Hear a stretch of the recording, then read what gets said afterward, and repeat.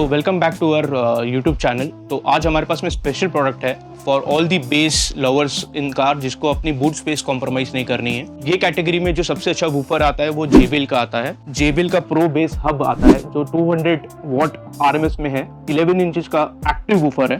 Active woofer जिसको नहीं मालूम, इसके अंदर एम्पलीफायर इनबिल्ट होता है और आपको कोई भी एक्स्ट्रा एम्पलीफायर गाड़ी में लगाने की जरूरत नहीं जिसमें आपकी स्पेस गाड़ी की खराब हो। सो ये जो आता है आपका सॉकेट टू सॉकेट वायरिंग के साथ में आता है और इसका बेस्ट पार्ट ये है कि आपको इसके साथ में जो है कंट्रोलर भी आते हैं। आप इसका प्रीमियम लुक देख सकते हैं जिसमें आपको gain, low pass filter, high pass filter तीनों मिल जाते हैं। तो इसके सेकंड पार्ट में आप देख लीजिएगा जो हम लोग फिटिंग करेंगे उसमें हम लोग क्या टाइप की फिटिंग कर रहे हैं जिसमें इसका जो बेस है और एनहांस करके आएगा। तो वो चीज देखने के लिए वीडियो में आप बने रहिए